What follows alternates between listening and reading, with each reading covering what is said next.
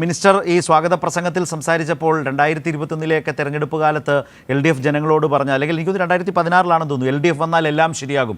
16 ഇതിൻ്റെ പ്രവർത്തനങ്ങൾ ഏറ്റെടുക്കുകയും ചെയ്യുന്നത്. അത് ആളുകളെ ഓർമ്മിപ്പിക്കുന്നത് ആ പ്രസംഗത്തിൽ കേട്ടല്ലോ. അത് വളരെ ശരിയായ ഒരു കാര്യം ഞാൻ ഒന്ന് ഓർമ്മിച്ചെന്നുള്ളൂ. കാരണം അതിന് ഞാൻ പറയുന്നതിന് പല അർത്ഥങ്ങളുണ്ട്. ഒന്ന്, ഒരിക്കലും നടക്കില്ലെന്ന് പറഞ്ഞ് മടക്കിയ ഒരു പദ്ധതിയായിരുന്നു ഗെയിൽ. ബഹുമാനപ്പെട്ട പ്രധാനമന്ത്രിയുടെ മുമ്പിൽ മുഖ്യമന്ത്രി കാണാൻ ചെന്നപ്പോൾ ആദ്യം ചോദിച്ചൊരു ചോദ്യം, ഫയൽ മടക്കി തന്നിട്ടുണ്ട്, നിങ്ങൾക്കിത് ഏറ്റെടുക്കാൻ കഴിയുമോ? നമ്മുടെ മുഖ്യമന്ത്രി പറഞ്ഞു, നോക്കാം. നിങ്ങൾ ഓർക്കും പഴയ വയൽക്കിളികളൊക്കെ വന്നത്.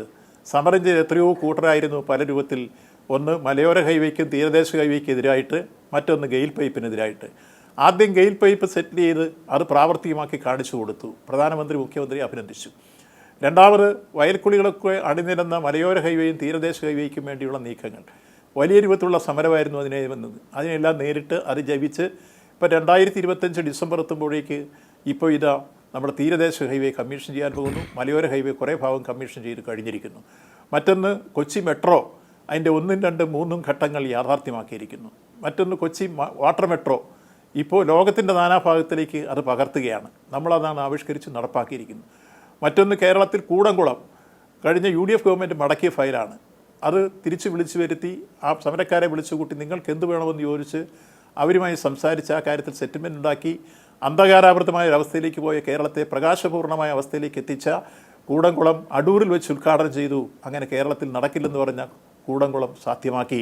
ഇപ്പോഴിതാ വിഴിഞ്ഞം ഉപേക്ഷിച്ചു പോയ പദ്ധതി, അല്ലെങ്കിൽ നടക്കില്ലെന്ന് പറഞ്ഞ പദ്ധതി യാഥാർത്ഥ്യമാക്കി. വിഴിഞ്ഞത്തിൻ്റെ കാര്യം എടുക്കുമ്പോൾ നിങ്ങൾ മനസ്സിലാക്കേണ്ടത്, ഒന്ന്, ആദ്യം റോ മെറ്റീരിയലിൻ്റെ അഭാവം, രണ്ടാമത് നമുക്ക് വന്നിട്ടുള്ള പ്രകൃതി ദുരന്തം, 3 നമുക്ക് വന്നിട്ടുള്ള ഓഖി ദുരന്തം, മറ്റൊന്ന് വെള്ളപ്പൊക്ക കെടുതി, മറ്റൊന്ന് വലിയ രൂപത്തിലുള്ള മഹാമാരി, കോവിഡ്, പിന്നീട് ഇരമ്പിയാർത്ത് വന്ന സമരം, വിമോചന സമരം നിർത്തിവെക്കാൻ ചില കൂട്ടർ പറഞ്ഞു. ഇതിനെല്ലാം അതിജീവിച്ച് സമയിത്തതയോടെ, സഹിഷ്ണുതയോടെ, സംയമനത്തോടെ ഒരു മുഖ്യമന്ത്രി ഇടപെടുകയും അതിൻ്റെ നേതൃത്വത്തിലുള്ള പ്രവർത്തനം ഞങ്ങളെല്ലാം ചേർന്ന് സംഘടിപ്പിക്കുകയും ചെയ്തപ്പോഴാണ് അത് യാഥാർത്ഥ്യമായി വരുമ്പോൾ നടക്കില്ലെന്ന് പറഞ്ഞതെല്ലാം നടപ്പാക്കുന്നു. അതാണ് ഞാൻ നെപ്പോളിയൻ്റെ ഒരു വാചകം, നത്തിങ് ഇമ്പോസിബിൾ എന്ന് സൂചിപ്പിച്ചത്. മിനിസ്റ്റർ അത് മനസ്സിലായി. യെസ്, അവിടെ ഒരു കാര്യം കൂടി, ഏതായാലും ഇത് മന്ത്രി ഇപ്പോൾ സംസാരിക്കുന്ന, പ്രത്യേകിച്ച് ഈ ഒരു ദിവസത്തിന് ശേഷം സംസാരിക്കുന്നത് പ്രേക്ഷകരൊക്കെ കണ്ടുകൊണ്ടിരിക്കുന്ന ഒരു സമയം കൂടിയാണ്.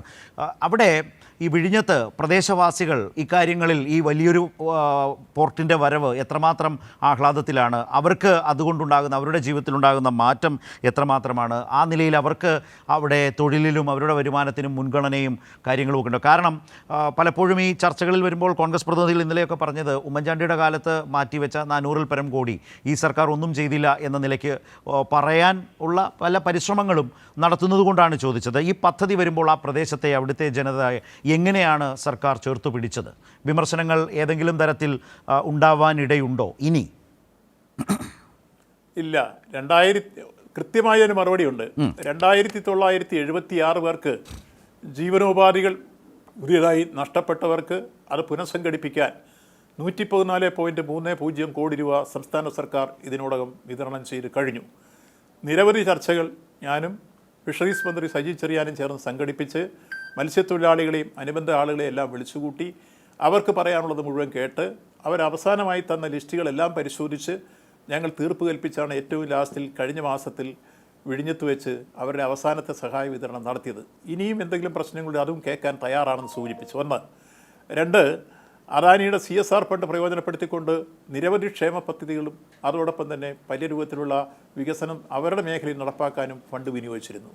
3, ഇതേ സമയത്തിന് സംസ്ഥാന ഗവൺമെൻറ് അവരുടെ സ്കൂളുകൾ അപ്ഗ്രേഡ് ചെയ്യുന്ന കാര്യങ്ങൾ, അതേപോലെ തന്നെ അവരുടെ ആശുപത്രി അപ്ഗ്രേഡ് ചെയ്യുന്ന കാര്യങ്ങൾ, അവരുടെ ഡ്രിങ്കിങ് വാട്ടർ സ്കീം നടപ്പാക്കി കൊടുക്കുന്ന കാര്യങ്ങൾ, അവരുടെ വഴിയോര സൗകര്യങ്ങൾ ഉറപ്പാക്കി കൊടുക്കുന്ന കാര്യം ഉൾപ്പെടെ ചർച്ച ചെയ്ത് അത്തരം കാര്യങ്ങൾ പരിഹാരം കാണാൻ വേണ്ടിയുള്ള തീരുമാനം എടുത്തു കഴിഞ്ഞു. മറ്റൊന്ന്, ആ പ്രദേശത്ത് തന്നെ ഏറ്റവും ആധുനിക സംവിധാനമുള്ള ഒരു ലാൻഡിംഗ് സെൻറ്റർ അവിടെ സംഘടിപ്പിക്കാൻ വേണ്ടി തീരുമാനിച്ച് CWPRSന് ഞങ്ങളതിൻ്റെ കൊട്ടേഷൻ കൊടുത്തു.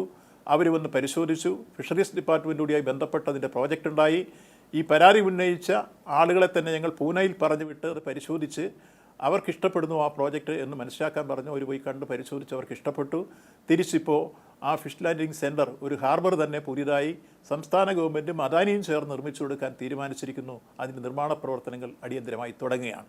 അപ്പോൾ ആ പരിസരവാസികളെ സംബന്ധിച്ചോളം അവർക്കുണ്ടാവുന്ന ജീവനോപാധികളുമായി ബന്ധപ്പെട്ട എല്ലാ വിഷയങ്ങളിലും ഗവൺമെൻറ് അഡ്രസ്സ് ചെയ്തു എന്ന് മാത്രമല്ല, ഭാവിയെ സംബന്ധിച്ചുള്ള കാര്യത്തിൽ ഉണ്ടാക്കിയിട്ടുള്ളത് ഇതിലെ നിയമനങ്ങളിൽ 50% വിഴിഞ്ഞം പ്രദേശത്തും തിരുവനന്തപുരം ജില്ലയ്ക്കും കൊടുക്കണമെന്നാണ്. അതിപ്പോൾ നിയമിച്ചതിൽ ഏതാണ്ട് 785 പേരെ നിയമിച്ചു കഴിഞ്ഞിരിക്കുന്നു. അതിലിപ്പോൾ 59% തിരുവനന്തപുരം ജില്ലയിൽ നിന്നാണ്. അതിൽ തന്നെ ഏതാണ്ട് 38% വിഴിഞ്ഞത്തു നിന്ന് മാത്രമായിട്ടുണ്ട്. അപ്പോൾ ഈ കാര്യത്തിലെല്ലാം വിഴിഞ്ഞത്തോട് പറഞ്ഞ കാര്യങ്ങൾ വാക്കുപാലിച്ച് ആ നാട്ടുകാരെ വിശ്വാസത്തിലെടുത്തും അവരുടെ താല്പര്യങ്ങൾ പരിരക്ഷിച്ച് മുന്നോട്ട് പോകുന്ന പൊതു സമീപനമാണ് സംസ്ഥാന ഗവൺമെൻറ് ഈ കാര്യത്തിൽ സ്വീകരിച്ചിരിക്കുന്നത്. ഇനിയും അവശേഷിക്കുന്ന പ്രശ്നങ്ങളുള്ളതൊക്കെ തന്നെ അവരുമായി ചർച്ച ചെയ്യാൻ തയ്യാറാണെന്ന് പറഞ്ഞിട്ടുണ്ട്. അതുകൊണ്ട് അവരെല്ലാം ഇപ്പോൾ ആഹ്ലാദഭരിതരാണ്. ഈ കാര്യത്തിൽ നമ്മളോട് പൂർണ്ണമായി സഹകരിച്ചുകൊണ്ട് ഇന്നത്തെ ചടങ്ങിൽ അവരെല്ലാം സമ്മതിച്ചിരുന്നു എന്ന് ഏറെ അഭിമാനത്തോടെ സൂചിപ്പിക്കട്ടെ. അതുകൊണ്ട് ഈ കാര്യത്തിൽ ഇതിൻ്റെ സാമൂഹ്യ പ്രത്യാഘാതം ഏത് തരത്തിലുണ്ടായാലും അതെല്ലാം മനസ്സിലാക്കി അതിന് പരിഹാരം കണ്ടുകൊണ്ട് തന്നെയാണ് ഗവൺമെൻറ് മുന്നോട്ട് പോകുന്നത്. 2, 3, 4 ഘട്ടം പൂർത്തീകരിക്കുന്നതോടുകൂടി നേരിട്ട് 5000-ൽ പരം ആളുകൾക്ക് തൊഴിലവസരം ലഭിക്കുകയും പരോക്ഷമായി 10,000-കണക്കിന് ആളുകൾക്ക് തൊഴിലവസരം ലഭിക്കുന്ന സാഹചര്യം, വൻ വികസനം നാട്ടിൽ വരാൻ പോവുകയാണ്. അത് ലോജിസ്റ്റിക് സംവിധാനമായിരുന്നാലും, പുത്തൻ വ്യവസായ സംരംഭങ്ങളായിരുന്നാലും, പുതിയ കാർഷിക മേഖലയുടെ പുരോഗതിയായിരുന്നാലും, സാമ്പത്തിക രംഗത്തുണ്ടാകുന്ന വളർച്ചയായിരുന്നാലും എല്ലാ തരത്തിലും നാടാകെ പല രൂപത്തിൽ വികസിക്കുന്ന രൂപത്തിലേക്കുള്ള ഏറ്റവും വലിയ വാതായനങ്ങൾ തുറക്കപ്പെടുകയാണ്. മിനിസ്റ്റർ, ഞാനത് ചോദിക്കാൻ കാര്യം നേരത്തെ റോഷൻ റെക്സൺ എന്ന പ്രേക്ഷകൻ ഇതേക്കുറിച്ച് ഒരു അഭിപ്രായം രേഖപ്പെടുത്തിയതിൽ നിന്നുകൂടിയാണ്. അദ്ദേഹം പറയുന്നത് ഇന്ന് കേരളത്തിൽ ഏറ്റവും കൂടുതൽ ബുദ്ധിമുട്ട് അനുഭവിക്കുന്നത് തീരദേശത്തെ മത്സ്യത്തൊഴിലാളികളും അവരുടെ മക്കളുമാണ്. അതുകൊണ്ട് ജോലിക്ക് തീരദേശത്തെ ജനങ്ങൾക്ക് മുൻഗണന കൊടുക്കണം. ഞാനതിൽ പറയുന്നത് റോഷൻ അദ്ദേഹത്തിൻ്റെ മന്ത്രിയുടെ മറുപടി കേട്ടിട്ടുണ്ടാകും. ഇതിനോടകം ചെയ്തതും ഇനി വരുന്ന ഘട്ടങ്ങൾ കൂടി പൂർത്തിയാകുന്നതോടുകൂടി വരാൻ പോകുന്ന തൊഴിലവസരങ്ങൾ തിരുവനന്തപുരം ജില്ലയ്ക്കും ആ പ്രദേശത്തിനും കൊടുത്ത മുൻഗണനയെക്കുറിച്ചുമൊക്കെ മന്ത്രി ഇപ്പോൾ സംസാരിക്കുകയുണ്ടായി. മിനിസ്റ്റർ, അടുത്തൊരു കാര്യം ചോദിക്കാനുള്ളത് അത് ഇതിലെ ഇൻവെസ്റ്റ്മെൻറ്റ് പാർട്ടിനെ കുറിച്ചാണ്, നിക്ഷേപത്തെക്കുറിച്ചാണ്. അതൊരു സംസ്ഥാന പദ്ധതിയാണ്. 63% തന്നെ നമ്മളുടെ ഇൻവെസ്റ്റ്മെൻറ്റ് ഇക്കാര്യത്തിൽ കേരളത്തിൻ്റേതായി വന്നിട്ടുണ്ട്. ഇന്നലെ അടക്കം ചർച്ചകളിൽ വന്ന കോൺഗ്രസ് പ്രതിനിധികൾ ഉദാഹരിച്ച കണക്കുകൾ വളരെ വ്യത്യസ്തമായിരുന്നു. അപ്പോൾ അദ്ദേഹത്തോട് സംസാരിച്ചപ്പോൾ അദ്ദേഹം പറഞ്ഞു ഇന്നലെ വന്ന പത്രങ്ങളിൽ അച്ചടിച്ച് വന്നതാണ് എന്ന് പറഞ്ഞ് പത്രത്തിലെ ഒരു കണക്ക് കാണിച്ചു. അത് ഇപ്പോൾ സർക്കാർ പറയുന്നതോ മുഖ്യമന്ത്രി അവിടെ അവതരിപ്പിച്ചതോ ഒന്നുമല്ലാത്ത വളരെ കുറഞ്ഞതും കേരളത്തിൻ്റെ കോൺട്രിബ്യൂഷൻ ഇൻവെസ്റ്റ്മെൻറ്റിനേക്കാൾ കൂടുതൽ അദാനിയുടെ ആ കമ്പനിയുടെ ഇൻവെസ്റ്റ്മെൻറ്റ് എന്ന നിലയിലൊക്കെ ചില പത്രങ്ങളിലൊക്കെ ഇന്നലെ ഈ പോർട്ടിൻ്റെ ആകെ ചെലവിനെ സംബന്ധിച്ചൊരു കണക്ക് വന്നിട്ടുണ്ട്. താങ്കളുടെ ശ്രദ്ധയിൽ അത് വന്നിരുന്നോ എന്നതുകൂടി അറിയാൻ ആഗ്രഹമുണ്ട്. അത് വന്നിരുന്നു. ആ കണക്കുകളൊക്കെ അടിസ്ഥാനരഹിതമാണ്. നമ്മളിവിടെ കൃത്യമായി ചെലവഴിച്ച തുകയെ സംബന്ധിച്ചെല്ലാം ആധികാരികമായ കണക്ക് നമ്മുടെ കയ്യിലുണ്ട്. ഞങ്ങൾ സംസാരിക്കുന്നതെല്ലാം ബഹുമാനപ്പെട്ട മുഖ്യമന്ത്രി ഇന്ന് അവതരിപ്പിച്ചതും ആധികാരികമായ രേഖയിൽ നിന്നാണ്. അത് കൃത്യമായി ഇപ്പോൾ പുലിമുട്ടിന് തന്നെ നമ്മൾ എത്ര കോടി രൂപ മുടക്കി, ഞാൻ വാർത്താ സമ്മേളനത്തിൽ തന്നെ കൃത്യമായി അത് വിശദീകരിച്ചിരുന്നു. 3000 മീറ്റർ പുലിമുട്ടുണ്ടാക്കുമ്പോൾ പൂർണ്ണമായി അതിൻ്റെ പണം മുടക്കിയത് സംസ്ഥാന ഗവൺമെൻറ്റാണ്. അതേപോലെ തന്നെ നമ്മൾ ബർത്തുകൾ നിർമ്മിക്കും നമ്മൾ അതിന് മുടക്കിയത്. നമ്മളിപ്പോൾ നിർമ്മിക്കാൻ പോകുന്ന പ്രധാനമായും റെയിൽവേ കണക്ടിവിറ്റിയും റോഡ് കണക്ടിവിറ്റിയും ഇപ്പോൾ കഴിഞ്ഞ മാസത്തിലെ ക്യാബിനറ്റിൽ തന്നെ 1492 കോടി രൂപ അതിനുവേണ്ടി നമ്മൾ ചെലവഴിക്കാൻ തീരുമാനിച്ച് മാറ്റിവെച്ച് കഴിഞ്ഞിരിക്കുന്നു. ഇടയ്ക്ക് നമ്മുടെ പണത്തിൻ്റെ ഷോർട്ടേജ് വന്നപ്പോൾ നമ്മൾ നബാർഡിൽ നിന്ന് 2100 കോടി രൂപയുടെ വായ്പ എടുത്തുകൊണ്ടാണ് ഈ പ്രശ്നങ്ങളെല്ലാം പരിഹരിക്കാൻ മുന്നോട്ട് പോയത്. അപ്പോൾ നമ്മൾ ഈ പറഞ്ഞ കണക്ക് ആദ്യത്തെ കരാറിൽ തന്നെ അവർക്കറിയാം. 5595 കോടി രൂപ സംസ്ഥാന ഗവൺമെൻറ്റും 2495 കോടി രൂപ അദാനിയും എന്ന് പറഞ്ഞാണ് ആദ്യം കരാറുണ്ടാക്കിയത്. ആ കരാറിനകത്ത് അല്പസ്വല്പം അങ്ങോട്ടും ഇങ്ങോട്ടും പറഞ്ഞ തുകയിൽ വ്യത്യാസങ്ങൾ വന്നിട്ടുണ്ടെന്ന് ഒഴിച്ചാൽ ഇന്ന് മുഖ്യമന്ത്രി പറഞ്ഞ 63% തുകയും സംസ്ഥാന ഗവൺമെൻറ് തന്നെയാണ് മുടക്കിയിരിക്കുന്നത്. അതിൽ 817.80 കോടി രൂപ നമുക്ക് വിഴിഞ്ഞത്തിന് VGF ലഭിക്കുന്നു. അത് വായ്പയാണ്. ആ വായ്പ നമ്മൾ തിരിച്ചടയ്ക്കുമ്പോൾ 12,000 കോടി രൂപ വരും. ഒരു പൈസ സൗജന്യമില്ല. അപ്പോൾ കേന്ദ്രം സഹായിച്ചു എന്ന് പറയേണ്ടതില്ല, മറിച്ച് അങ്ങനെ നോക്കിയാൽ മിനിസ്റ്റർ, കേന്ദ്ര സഹായം, കേന്ദ്ര നിക്ഷേപം, കേന്ദ്രത്തിൻ്റെ മുതൽ മുടക്ക് പൂജ്യമാണ്. 1 രൂപ പോലും വന്നിട്ടില്ല. മാത്രമല്ല ഈ 12,000 കേട്ടില്ല, ഒന്നുകൂടി. ഇപ്പോൾ നമ്മൾ മുടക്കിയിരിക്കുന്ന കണക്കനുസരിച്ച് ഒരു സിംഗിൾ പൈസ ഇതുവരെ കേന്ദ്രത്തിന് നമുക്ക് കിട്ടിയില്ല. നമ്മൾ ഉണ്ടാക്കിയ ത്രികക്ഷി കരാറിൽ 817.80 കോടി രൂപ തരുമെന്ന് പറഞ്ഞതിന് ഒരു മാസത്തിനുള്ളിൽ ലോണായി അനുവദിക്കുമെന്നാണ് പറഞ്ഞിരിക്കുന്നത്. ഇപ്പോഴും യഥാർത്ഥത്തിൽ അത് കേന്ദ്രത്തിൽ നമ്മൾ ചൂണ്ടിക്കാണിച്ചൊരു കാര്യം, ഇന്ത്യയിൽ തന്നെ ഇത്തരത്തിലുള്ള പുതിയ പദ്ധതികൾ ആരംഭിച്ചത് 70 എണ്ണത്തോളം ഉണ്ട്. ആ 70 പദ്ധതികൾക്കും ഗ്രാൻഡായിട്ടാണ് VGF കൊടുത്തിരിക്കുന്നത്. ഏറ്റവും അവസാനം തൂത്തുക്കുടിക്ക് കൊടുത്ത് 1140 കോടി രൂപ യഥാർത്ഥത്തിൽ അവർക്ക് ഗ്രാൻഡായിട്ടാണ്.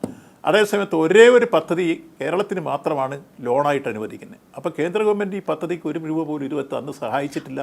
മറിച്ച് നമ്മൾ എന്നിരുന്നാലും കേന്ദ്രത്തെ കൂടി പ്രയോജനപ്പെടുത്തിക്കൊണ്ടാണ് അല്ലെങ്കിൽ ഉൾപ്പെടുത്തിക്കൊണ്ടാണ് ഇതിൻ്റെ വികസന കാര്യങ്ങളെല്ലാം ചർച്ച ചെയ്തും ഇപ്പോൾ ഉദ്ഘാടന പരിപാടി തന്നെ വേണമെങ്കിൽ നമുക്കിവിടെ മുഖ്യമന്ത്രിക്ക് നടത്താവുന്ന കാര്യമുണ്ടായിരുന്നു. ഞങ്ങൾ ചർച്ച ചെയ്ത ഇടതുപക്ഷ ജനാധിപത്യ മുന്നണിയും ബഹുമാനപ്പെട്ട മുഖ്യമന്ത്രി നിർദ്ദേശിച്ചത് പ്രധാനമന്ത്രി തന്നെ നമുക്ക് ഉദ്ഘാടനം ചെയ്യുമ്പോൾ അത് രാജ്യത്തിന് കിട്ടുന്ന ഒരു വലിയ മേൽക്കൈയും ഒപ്പം ഈ കാര്യത്തിൽ കേന്ദ്ര ഗവൺമെൻറ്റിനെ കൂടി ഉൾപ്പെടുത്തിക്കൊണ്ട് രാഷ്ട്രീയമല്ലാതെ വികസനത്തെ മുന്നോട്ട് കൊണ്ടുപോകണം.